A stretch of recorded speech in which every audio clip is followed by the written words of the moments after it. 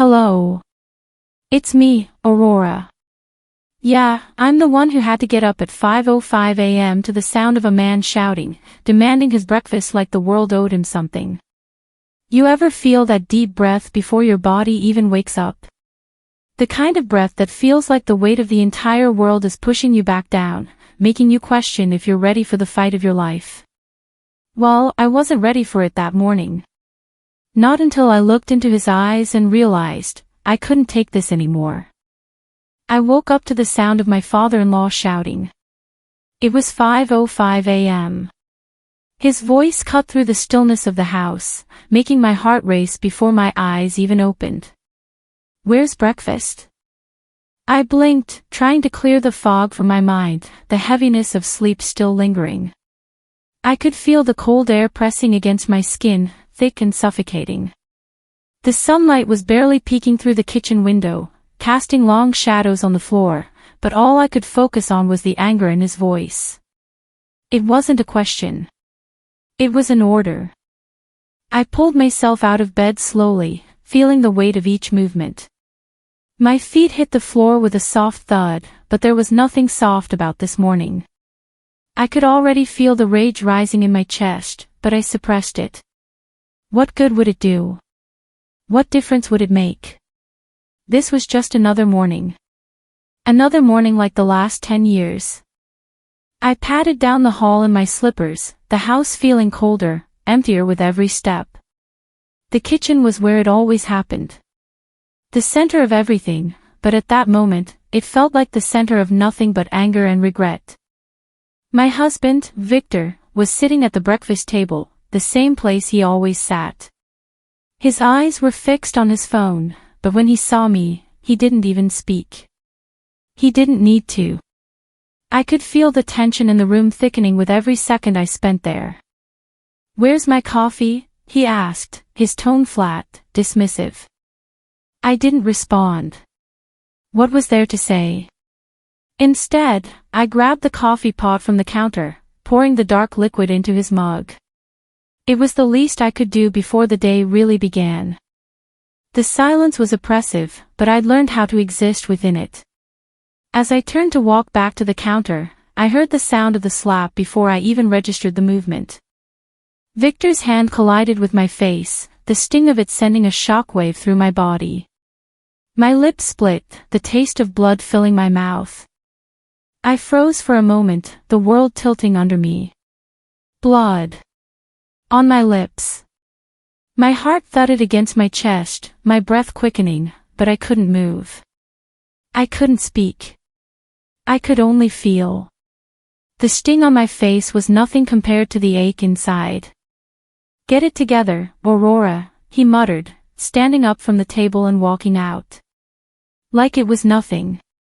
Like I was nothing. I stood there for a long time, staring at the blood on my fingers, the taste of defeat heavy in my mouth. I'd been here before, countless times, and every time it hurt just as much.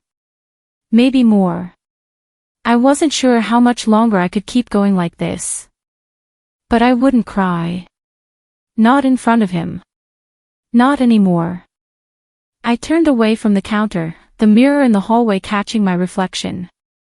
The blood on my lips was already starting to dry, but the shame, the humiliation, it stayed with me. The face staring back at me was familiar, but it wasn't mine anymore. I hadn't been forgotten. I'd been erased. The silence in the house was deafening now. It felt like everything had been swallowed up by it, me, my emotions, my dreams. The phone sat untouched on the counter, buzzing intermittently with messages I couldn't bring myself to answer. From Victor's family, my family, people I barely knew but who felt the need to check in with their messages, the reminders of everything I was supposed to do. I sat down at the kitchen table, my hands trembling as I sipped my coffee. I glanced at my phone once more. Nothing. No messages, no calls, not even from my mother. The quiet was oppressive, more so than it had been earlier. I looked out the window, the sunlight now harsh and unyielding. It was supposed to be a new day, but for me, it felt like the same day as yesterday. And the day before that. The buzzing of my phone broke through the silence, and I felt a flicker of hope, until I saw the name. It was from my mother-in-law, the same text that had been sent 1,000 times before. Don't worry about breakfast, I've got it covered. Rest up. My stomach turned. I was invisible in this house. I had been for so long. But today, something inside of me started to shift. Maybe it was the blood on my lips. Maybe it was the raw, bitter taste of it all. But something in me snapped. I didn't reply. I couldn't. There was no point anymore. I looked at the phone again, feeling the anger bubbling up inside of me. This wasn't my life. I wasn't meant to be invisible, to be controlled, to be nothing more than the person who cleaned up after them, who played the part they expected of me. I stood up, my hands still shaking, and walked to the living room. The emptiness felt even more suffocating now. The walls of the house pressed in on me, a constant reminder of my place in this family. But not anymore. I could feel the weight of it pressing down on me, the decision I had to make. It wasn't something I could delay any longer. I wasn't going to let them do this to me anymore. I wasn't going to live in this suffocating silence for another second. I grabbed my phone again, scrolling through legal advice websites. I found one, Indira Collins, a lawyer who specialized in domestic violence. I hesitated for only a moment before dialing the number. Her voice was calm and comforting when she answered. Indira Collins, she said, and I could hear the professionalism in her tone, but there was also something more. Something that made me feel like I wasn't alone. I need help, I said, my voice shaking but determined. I need to get out. I sat there for what felt like hours, the house around me growing colder with every second. The stillness weighed heavily in the air, thickening the silence between me and the walls that used to feel like home. The phone sat in my hands, buzzing again, like it had all morning. I looked at it, waiting. There had been no messages, no calls. Nothing from Victor. Nothing from anyone. I tapped the screen, scrolling absent-mindedly, but my eyes couldn't focus on the words. Instead, they lingered on the blank screen, the unacknowledged void that seemed to echo my own emptiness. I hesitated before opening the message from my mother-in-law. Everything is fine, don't worry about breakfast. Rest up, it read. A tightness formed in my chest, a knot I couldn't untie. I wanted to throw the phone across the room, but instead, I placed it back on the table, feeling the weight of her words. They were cold. Detached. The kind of words people use when they don't care. When they don't want to care. My heart sank, and I let out a breath I didn't realize I was holding. Every morning felt the same, silent and heavy. And today, it felt like I was disappearing. Not just from the room, but from their lives. Like I no longer mattered. They will never see me. Not even when I'm here, right in front of them. I've been erased. The thought repeated in my mind as I closed my eyes for a moment, as if shutting them would shield me from the crushing reality. I had hoped, no, I had convinced myself, that maybe today would be different. That maybe they'd care, that Victor would see me, really see me, for once. But nothing had changed. I was still the woman who existed only in the background, waiting to be acknowledged when it was convenient. I wasn't his partner, I wasn't his priority. I was just the one who picked up the pieces when everything fell apart. The phone buzzed again, and this time I picked it up without hesitation. I expected another message from her, another, just checking in, or something about the weather. Instead, it was from Victor, his name blinking on the screen like a ghost. Why do you always make things so complicated, he wrote. I need you to get this done. Don't make it harder than it has to be. I swallowed hard. His words were sharp, dismissive. Like he wasn't talking to a wife, he was talking to someone beneath him.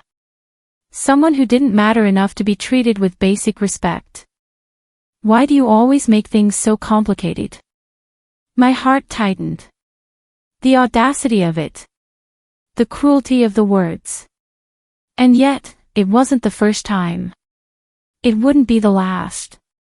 It had always been this way. I stared at the message for a long moment, as if willing it to change.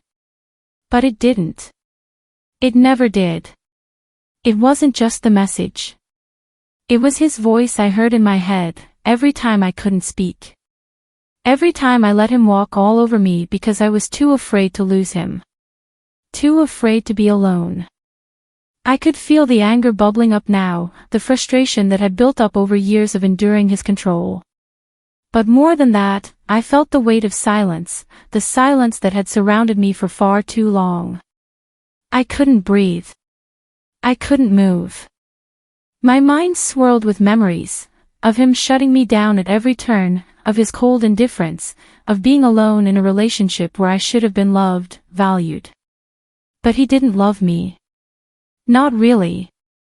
He loved the idea of me, the obedient wife, the silent partner, the one who never questioned, who always complied. But that was over now. I threw the phone down on the couch, the anger inside of me starting to boil. I had no choice. I had to do this, for me. I couldn't keep letting him treat me like I was invisible. It wasn't just for me anymore, it was for the baby. This child, this life inside me, deserved better than the mess I had become.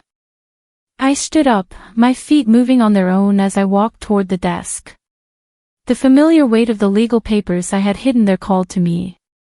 Indira's number was on the top, circled. Her name was written in bold ink, and I couldn't help but smile at the thought of her, strong, unwavering. She had been the only person who had ever truly seen me. As I picked up the phone, I felt the weight of the decision sinking in. I was doing this. For the first time, I was doing something for myself. I wasn't doing it for him. I wasn't doing it for them. This was for me.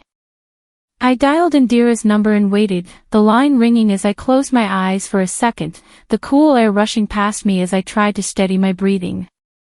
Aurora.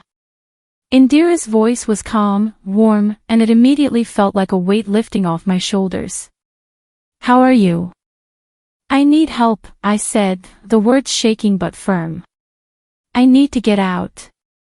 Indira didn't hesitate. We'll do this the right way, Aurora.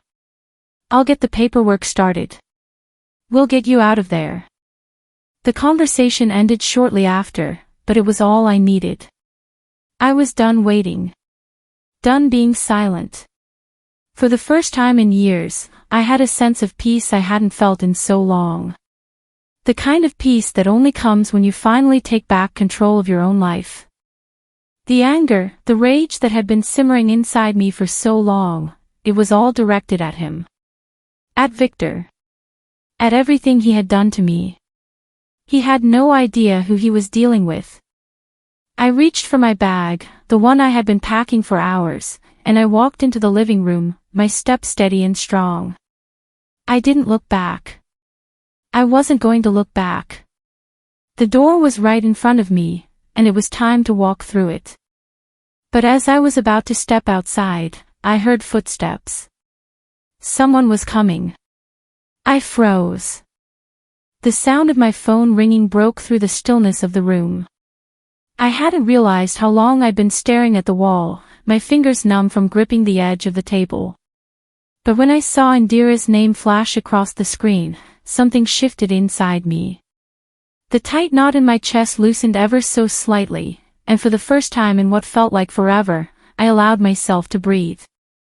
I picked up the phone, my voice shaking but firm. Indira, I'm ready. Her voice came through, calm and soothing, like the warm embrace I didn't realize I needed. Aurora, I've been waiting for this. You've been through enough, now it's time to fight back. I let her words sink in. Fight back. It was a phrase I hadn't dared to imagine until now. It felt impossible, like a part of me had been silenced for so long, I wasn't sure I knew how to speak anymore. But that voice, my voice, it was there, just beneath the surface, screaming to be heard.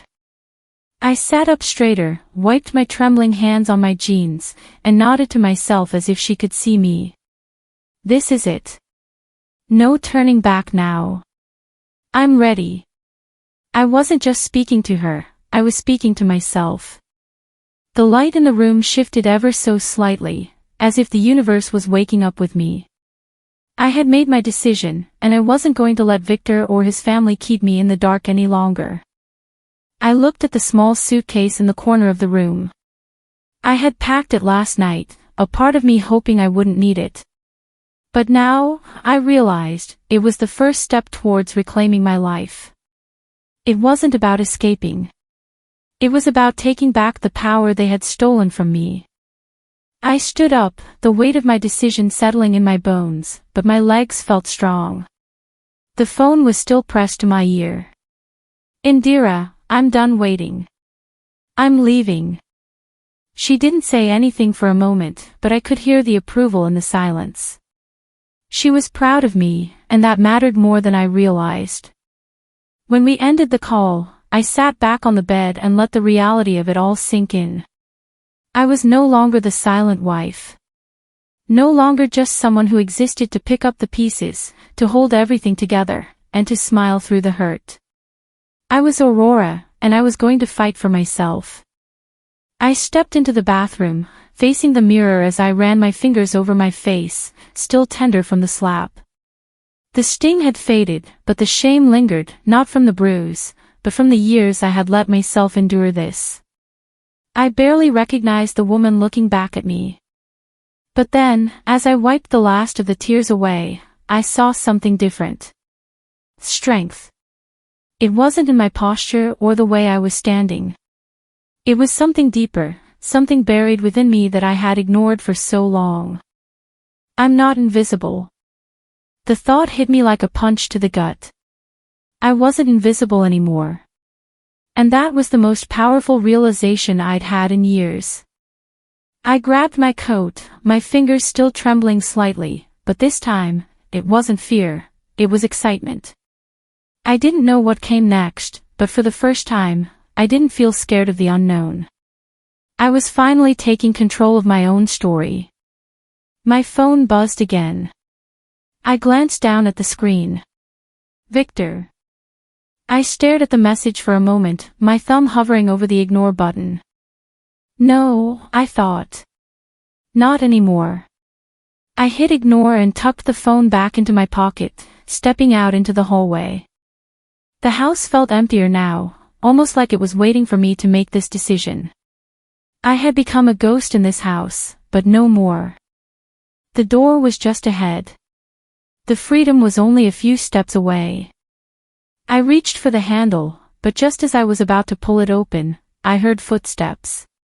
They were slow, deliberate, like someone who was trying to make themselves known. My heart skipped a beat. It wasn't Victor, he was at work, but I knew who it was. My mother-in-law.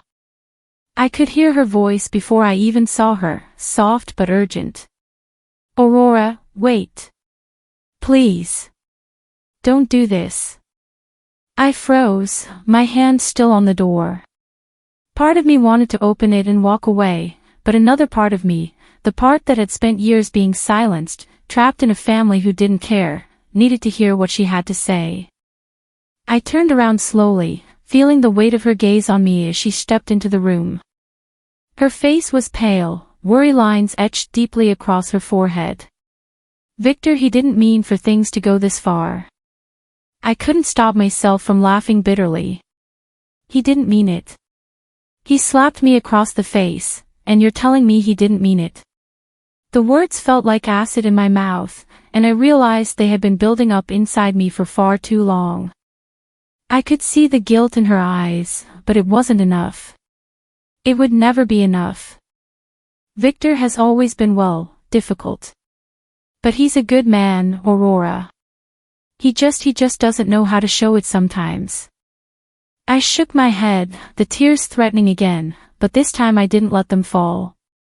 I was done crying. I was done waiting for someone to recognize my worth. No. He's not a good man. And I'm not going to pretend anymore. The silence between us was deafening. I walked past her, my hand still gripping the door, the cold metal sending a shock up my spine. I felt alive, stronger than I had ever been. I couldn't remember the last time I felt this heavy. The weight of everything pressing down on me, the decisions I had been avoiding, the truths I had kept locked away, and the quiet suffocation of a life built on silence. As I sat there in the dim light of my apartment, I felt a strange calm wash over me, like I had finally stepped out of the fog and into the clarity of a new beginning. It was time to make the final move. The laptop was open in front of me, and there it was, hidden in plain sight, Victor's folder.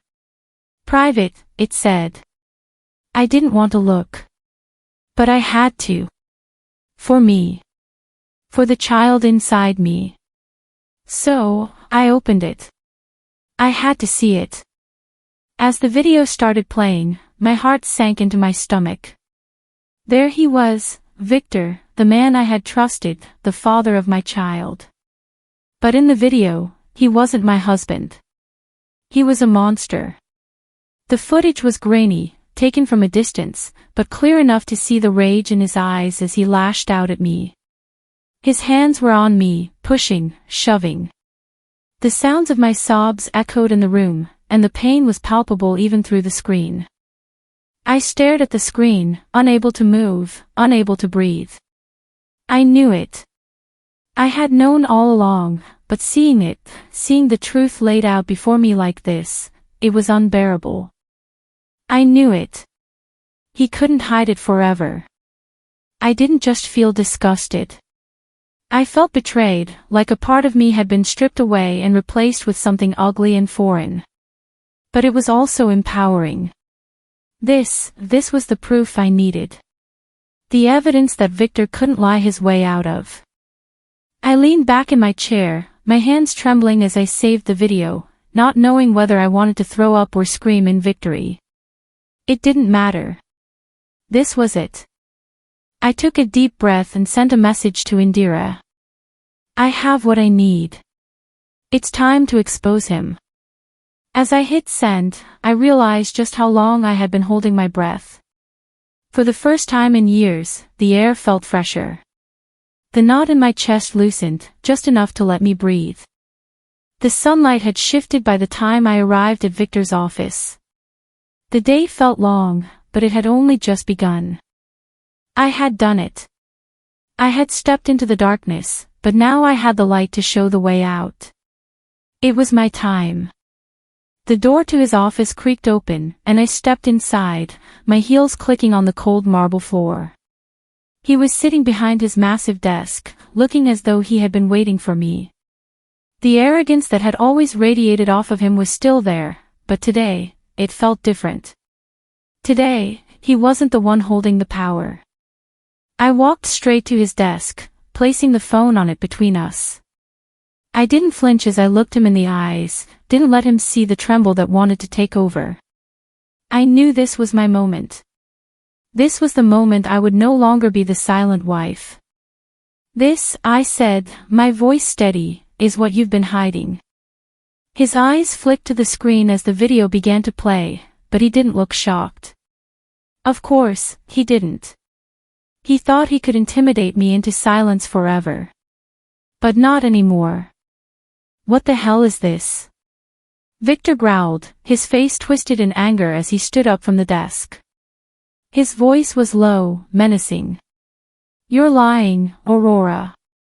This is a setup. It's not real. No, Victor, I said, my voice colder than I felt. The truth is in the footage. And I'm taking this to court. He moved toward me, his hands balled into fists, but I stood my ground. My heart pounded in my chest, but my face remained impassive. You won't get away with this, he snarled. You think anyone will believe you over me? I have money. I have power. I have everything. I didn't flinch. No, Victor. You have nothing. Not anymore. The tension in the room was thick enough to cut with a knife. It wasn't just the power dynamics shifting, it was something more. It was a final reckoning, a moment where the roles were reversed, and I could finally see myself for who I was, not his victim, not his pawn. I was his equal, and I had every right to stand tall. I turned, walking toward the door, leaving him in the room, silent, fuming. But the power was with me now. The law office was quiet when I walked in. The sound of the doors opening felt like an echo in the stillness.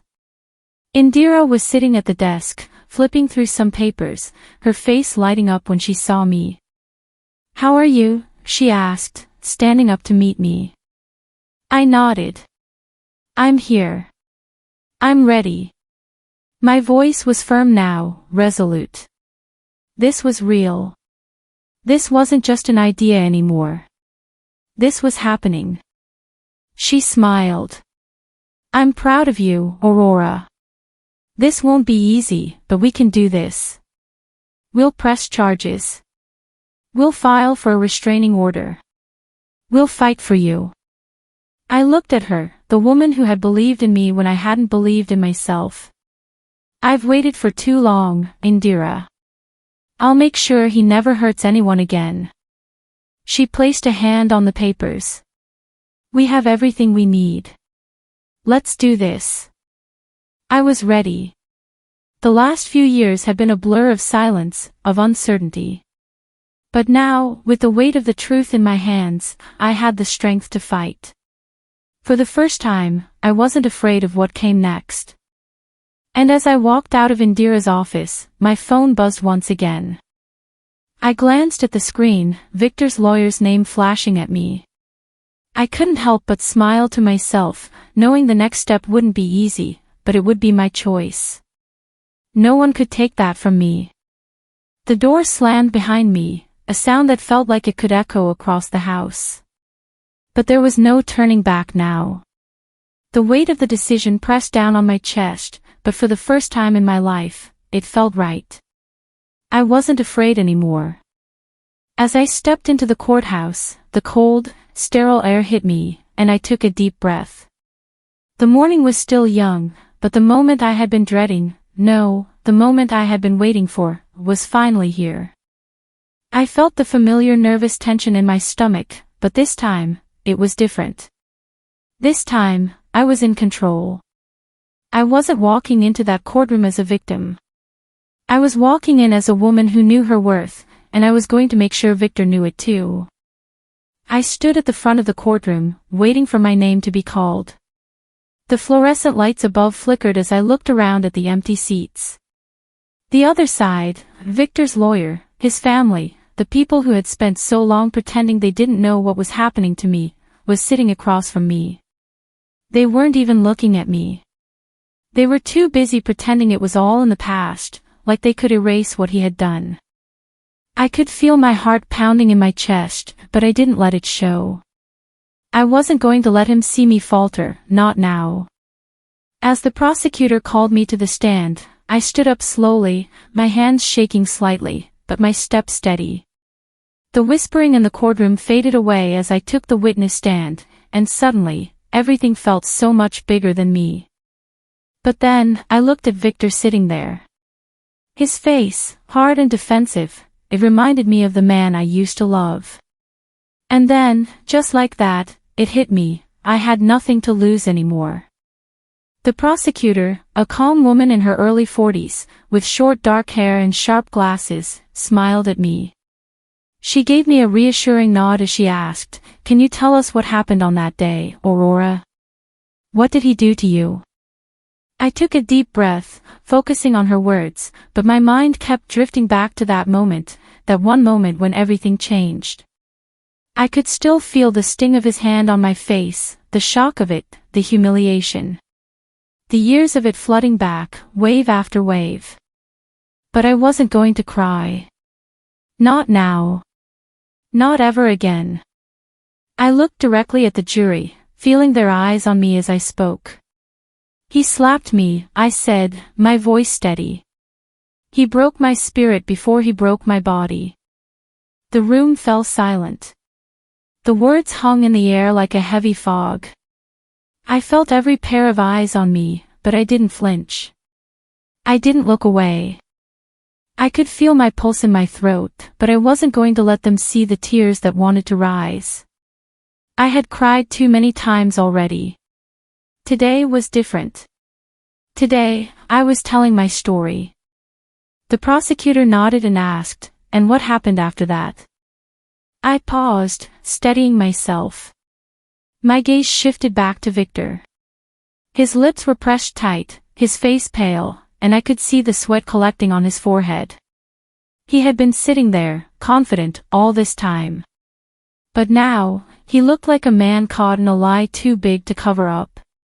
"After he slapped me," I continued, "I couldn't stop him. It was always like that. But this time, I knew it had to stop." I felt my voice falter slightly, but I pushed through it. I wasn't just telling the jury my story. I was speaking for every woman who had been silenced. I was taking back my voice. I finished my testimony, my words lingering in the room. I could feel Victor's gaze on me, but I didn't turn away. I wouldn't give him the satisfaction. I was about to step down when Victor's lawyer stood up. His voice was cold, but he wasn't addressing me, he was addressing the jury, trying to manipulate them. He started asking me about my past, about my relationship with Victor. He tried to make me seem unstable, confused, and unreliable. But I wasn't going to let him twist my words. "Your Honor," I interrupted, my voice calm but unwavering. "I know what he did.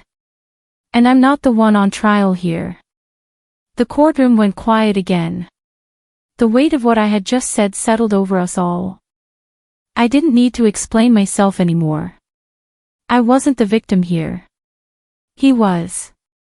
As I stepped off the stand, I felt like I had been holding my breath for years, and now, for the first time, I could exhale. I wasn't sure what would happen next, but I knew one thing, I was no longer afraid.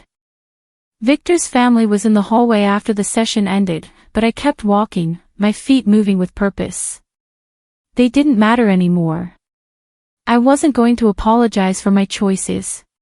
I wasn't going to let them make me feel small anymore. His mother approached me, her face tight with worry. "Aurora," she said softly, trying to get my attention. "We don't want this to go too far. Please, think about what you're doing." I stopped, my gaze hardening. "No, you think about what you've allowed. You've been complicit in this for years. This is on you too." Her face faltered, but she didn't respond. I didn't wait for her to say anything else. I turned and walked away, knowing this was my fight now, not just for me, but for every woman who had ever been silenced. As I left the courthouse, I felt the weight of everything finally starting to lift. I had taken control. The fight wasn't over. But for the first time, I knew I was going to win. My phone vibrated on the counter, the screen flashing with a message from Victor's lawyer. I stared at it for a long moment, my thumb hovering over the text, the words blurring in front of me. Another threat. Another attempt to push me into submission. But it didn't matter anymore. I was done being afraid. I had already made my decision. The phone call with Indira had confirmed it. There was no turning back. I had to fight for myself. For my future. And for the child inside me. I glanced around my apartment, the place that had once felt like a sanctuary now suffocating with memories I wanted to leave behind. The walls had heard too much. The same four walls where I had suffered in silence for so long, those walls were no longer my prison. I pulled open the drawer where I had kept the legal documents and papers, the paperwork that I'd been avoiding for weeks. There they were. My future. My freedom. As I organized them, my mind raced through the next steps. The courtroom loomed in my future, but so did the fight. There would be no backing down this time. I had lived in silence for years, but now, I would make my voice heard. I grabbed my phone, dialing Indira's number. She answered on the second ring, her voice immediately reassuring. "Indira," I said, my voice steady but the weight of the situation pressing on me. "I'm ready to end this. We go forward with the case. We go public if we have to. You've already won in every way that matters, Aurora," she replied, and I could hear the pride in her voice. "This is just about closing the deal. You're doing this for yourself." Her words were the final push I needed. I wasn't just doing this for me. I was doing it for the child inside me. This was for a future that wasn't dictated by someone else's control. It was for me to finally take my power back.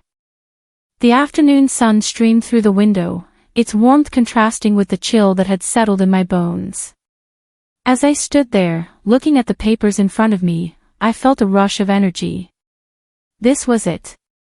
The moment I had been waiting for. I didn't feel fear anymore. I felt anger, yes, but more than that, clarity.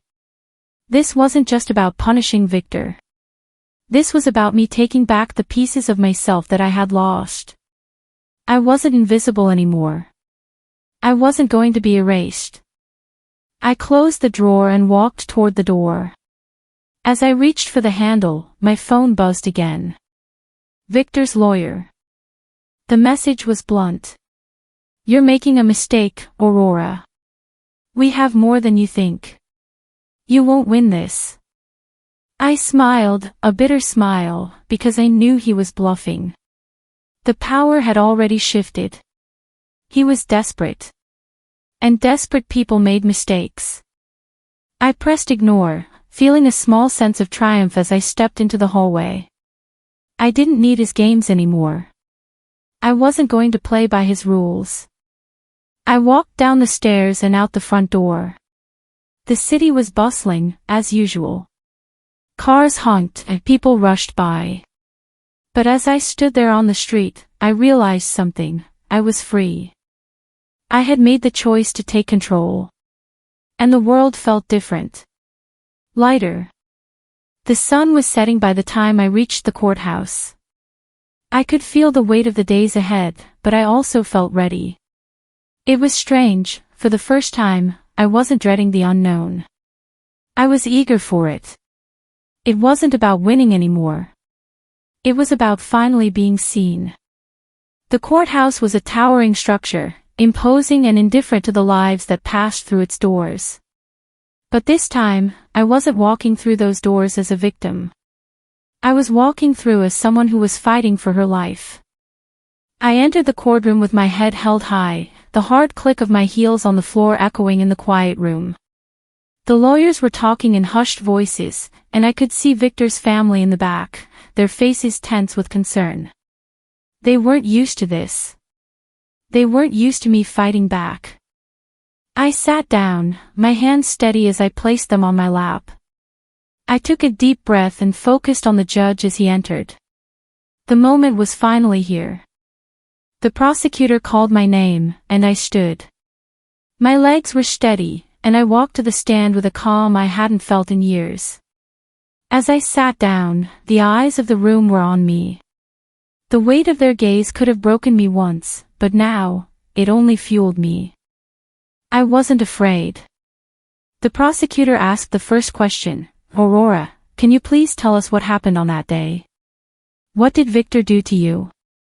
I didn't hesitate. The words were already there, ready to leave my lips. "He slapped me. He broke my spirit before he broke my body." The room fell into a silence so thick it was suffocating. But I didn't care. This was my truth. And it was time for the world to hear it. The prosecutor nodded, giving me a moment to breathe. But I didn't need it. I was already on the path. There was no turning back now. I continued, detailing everything, the threats, the isolation, the control. The words came out easily now, like I had been practicing them in my mind for years. The camera zoomed in on my face, showing the determination in my eyes. The camera cut to Victor, his face tight with rage, his eyes darting nervously as I spoke. But he couldn't stop me now. The prosecutor gave me a nod of approval as she continued with her questions, but I was already in the middle of the storm. I knew where this was going, and I was ready. There was no part of me that doubted this anymore. I stood frozen in the hallway, my hand still gripping the door. The sound of footsteps behind me was enough to make my heart race. Victor, it had to be him. The weight of what I was about to do pressed down on me, but I couldn't let him stop me now. I could hear his footsteps approaching quickly, each step heavy with the determination to reclaim control. But it was too late. I had made my choice. I turned around slowly, my fingers still wrapped around the cold handle. And there he was, standing at the doorway to the living room, his face flushed with anger. Victor, the man who had tried to break me, now standing there, trying to keep me chained to a life of his making. But I wasn't his anymore. His eyes locked onto mine, and for a moment, everything around us disappeared. All that mattered was him, the man who had controlled me for so long. But not anymore. Victor stepped forward, his voice low and threatening. "You think you're winning, don't you?" His words felt like knives, each one more cutting than the last. "I'll make sure you lose everything. You're nothing without me." For a moment, I hesitated. But only for a moment. My heart pounded in my chest, but I stood my ground. I was not his victim anymore. "I'm everything with or without you," I said coldly, my voice unwavering. "It's you who will lose." Victor's face twisted with disbelief. He couldn't fathom that the woman he had dominated for so long was no longer the same. "You think people will believe you over me?" he snarled. "They'll never take your side." I stepped toward him, not with fear, but with strength, and I said the words I had been holding inside for too long. "This isn't about who they believe. It's about what's right." The tension in the room felt like a live wire, crackling and ready to snap. But I didn't flinch. I didn't give him the satisfaction of seeing me scared. This was my fight. Victor took a step back, his eyes narrowing with anger. He opened his mouth to speak again, but I cut him off. "No more," I whispered. "I'm done being silent. I'm done letting you control me." He turned away, storming out of the room, but I didn't feel the usual fear creeping up my spine.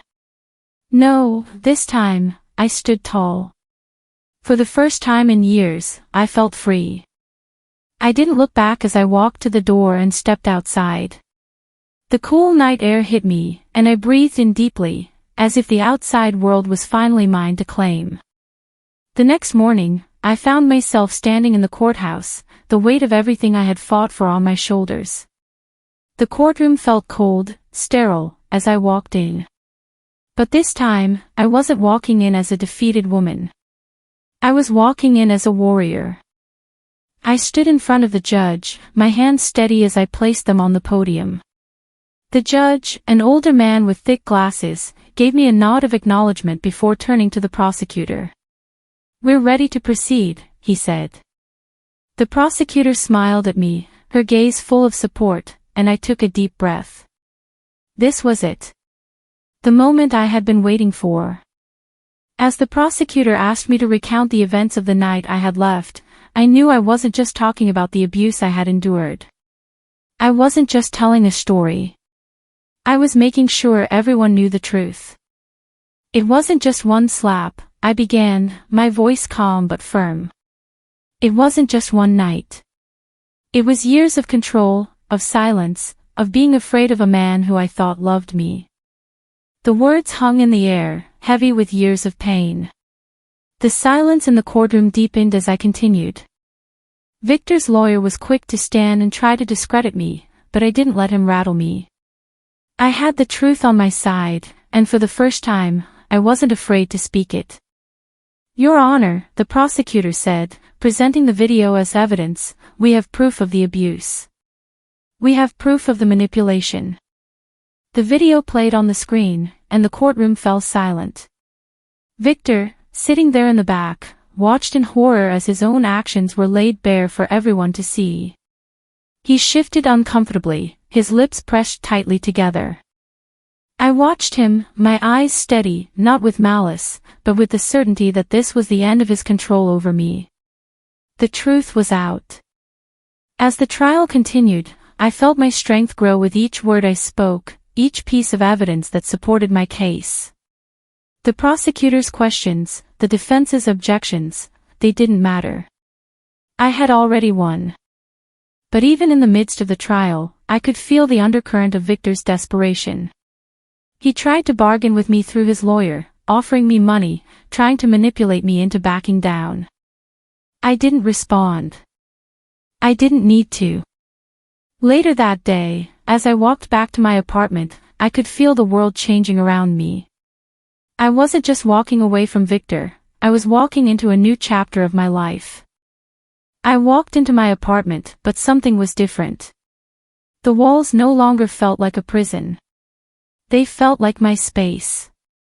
I was free. The night was thick with tension as I walked into Victor's mansion. The grand chandeliers above hung like distant stars, casting sharp shadows across the marble floors.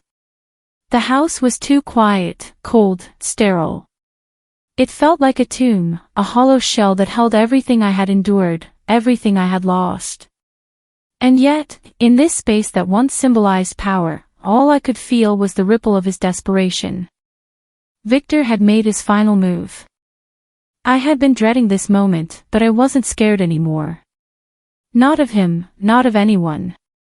I was walking into this battle, not as a victim, but as someone who had finally found her strength. I could hear him before I saw him, his voice echoing down the hallway. Aurora, he called, his tone sharp, almost pleading. The arrogance, the control he once wielded over me, it was all gone. This time, he was afraid. I walked into the study where he stood by the desk, hands braced on the wooden surface. He looked different, weary, frustrated. It was as if he had already lost, but just couldn't accept it. You think you're winning? He snapped, his eyes wild. I'll make sure you lose everything. You're nothing without me. The words felt like daggers, meant to wound me. But I wasn't wounded anymore. I was ready. I straightened my shoulders, meeting his gaze without hesitation. I'm everything with or without you, Victor. It's you who will lose. He stepped closer, towering over me. The scent of his cologne filled the room, but it was overpowering, choking me. It reminded me of everything I had tolerated for so long.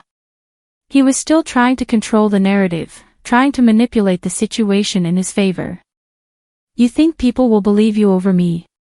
His voice dropped, trying to intimidate me one last time. They'll never take your side. You're a nobody. His words bounced off me. I had spent so many years absorbing his cruelty, his control, his manipulation. But not anymore. I crossed my arms, standing tall. This isn't about who they believe, Victor.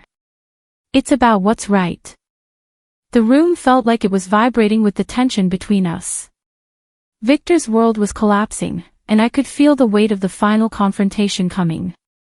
His words became empty threats, his power slipping through his fingers. He knew it, and I knew it. Victor's shoulders slumped, his defiance faltering, but he wasn't ready to back down. You'll regret this, Aurora. His voice cracked, and I could hear the fear in it, even if he wouldn't admit it. I'll make sure you regret everything. I didn't flinch. I didn't move. I was unshaken. No, Victor. I'm done. I'm not your punching bag anymore. You don't get to control me. Not now. Not ever again. I turned and walked out of the room, feeling his eyes burning into my back.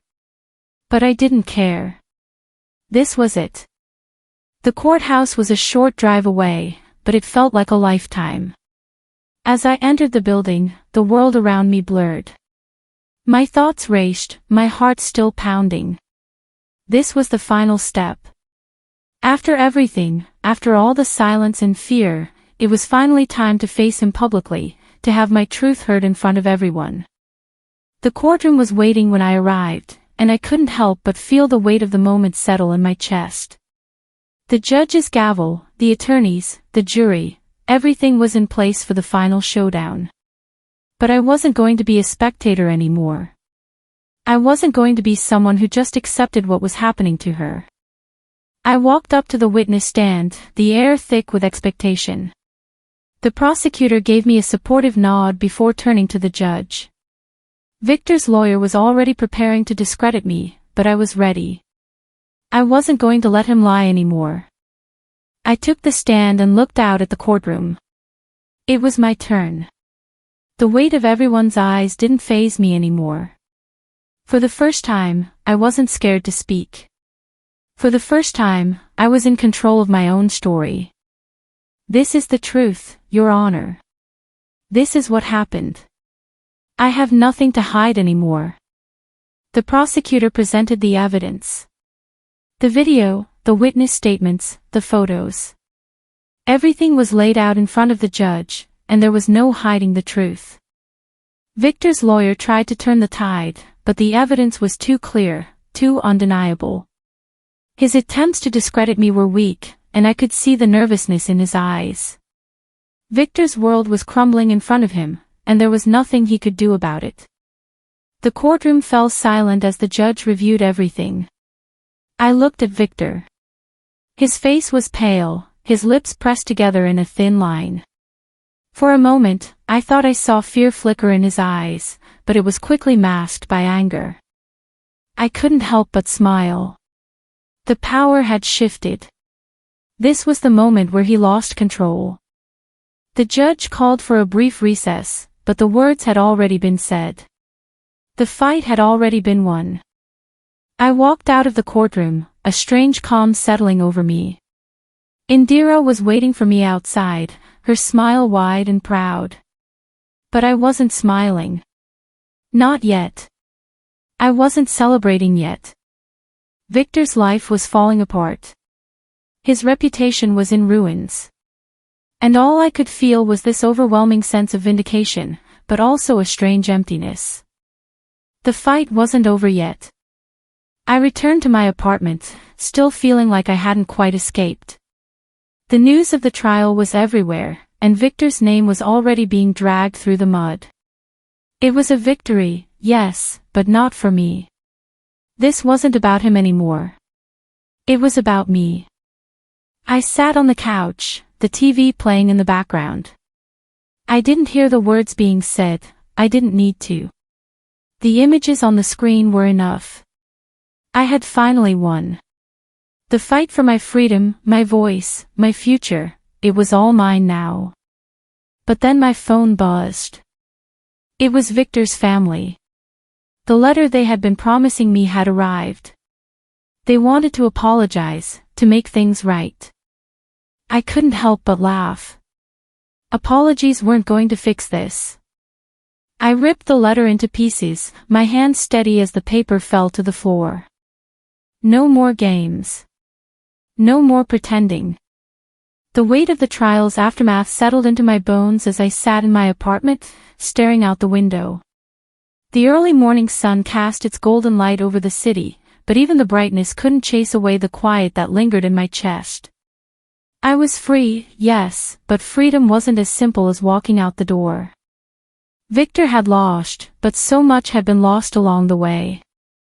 I hadn't realized how much this whole battle had changed me until now. The woman sitting at the window wasn't the same one who had walked into that courtroom weeks ago. The woman who had been too scared to even breathe in the face of her abuser was gone. She was replaced by someone new, someone who knew what it meant to stand tall, to claim her voice.